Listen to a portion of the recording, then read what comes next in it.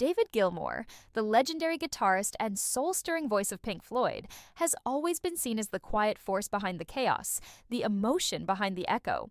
While his guitar solos told stories words couldn't, Gilmour himself rarely shared much about his private inspirations. But when he did open up, it wasn't about another solo album or a world tour. It was something far more personal. It was a tribute, not to fellow bandmates or producers, but to 5 extraordinary women in rock who helped shape not just his music, but his very soul. At the top of that list stood Joanie Mitchell. Gilmour once said her voice could make the sky cry. He first heard her while driving through the English countryside, and it stopped him cold. He pulled over, completely consumed by how her melodies danced with poetry.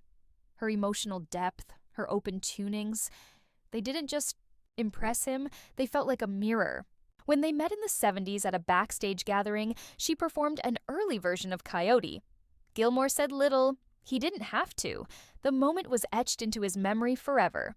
Even today, he calls her album Blue his desert. Island record. To Gilmour, Joni wasn't just a songwriter, she was a kindred spirit, someone who understood the loneliness tucked inside each note. Then came Stevie Nicks, the velvet-wrapped enchantress of Fleetwood Mac. If Joni was water and air, Stevie was fire and smoke. Gilmour encountered her during the electric chaos of the 80s, when Fleetwood Mac was untouchable, and Stevie seemed to glide into every room like a dream you couldn't wake from. They never collaborated, though the idea floated, but it didn't matter. Gilmour saw in her a survivor, a woman whose songs weren't just sung, but conjured, like spells whispered through pain, addiction, heartbreak, and raw magic. Her spirit, not just her voice, captivated him. He once said it was her refusal to break that moved him most. She was proof that music wasn't just an art form, it was armor. Third on his list was Chrissie Hynde, the fearless frontwoman of the Pretenders. She didn't ask for the stage, she took it. Gilmour first saw her live in the early 80s and described her voice as broken glass wrapped in velvet. It was sharp, messy, and unforgettable. They crossed paths in Paris at a tribute concert, sharing a bottle of wine in a green room buzzing with politics.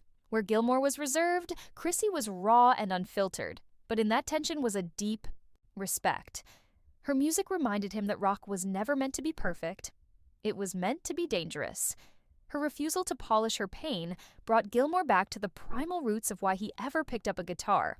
She bled on stage, unapologetically. And that to him was rock in its purest form. Not all influence comes from the stage. Some begin in whispered demos, like the ones he heard from a shy 19-year-old named Kate Bush. Her early work wasn't polished, but it radiated something unexplainable, a strange, sacred energy. Gilmour didn't just admire her, he believed in her. He helped her into the studio, not to mold her, but to protect what made her so unique. When Wuthering Heights catapulted her to stardom, Gilmour simply watched in awe.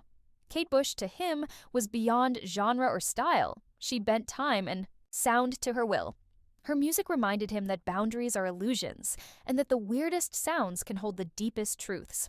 Late at night, he still plays her records, letting her ethereal voice lift him to places only she could reach. And finally, there was Patti Smith, the punk poet priestess. Gilmour and Patti never shared a stage. They barely crossed paths. But her influence ran deep. Her music wasn't about perfection, it was about truth. Her words felt like scripture sung through shattered glass.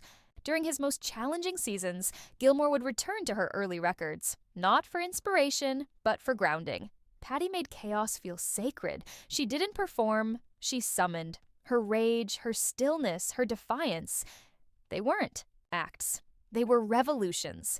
In her raw honesty, Gilmour found clarity. In her sacred silence, he found strength. These 5 women weren't just fleeting inspirations, they were echoes.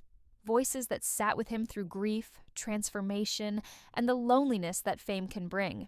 Joni gave him the language of longing. Stevie taught him how to turn scars into songs. Chrissy reignited the raw defiance in his soul. Kate cracked open the cosmos. And Patti reminded him that silence, too, has power. Each of these women carved a path through the chaos. And Gilmour followed their light. Not to copy them, but to remember that even legends need guiding stars. They weren't just artists. They were compasses. And in every solo Gilmour plays, in every lyric he whispers, their spirits linger, woven into the very fabric of his legacy. Thanks for watching StarLoop News, where the legends never fade. If this story moved you, don't forget to like, subscribe, and ring that bell so you never miss another deep dive into the souls behind the sound. Until next time, keep the volume loud and the stories alive.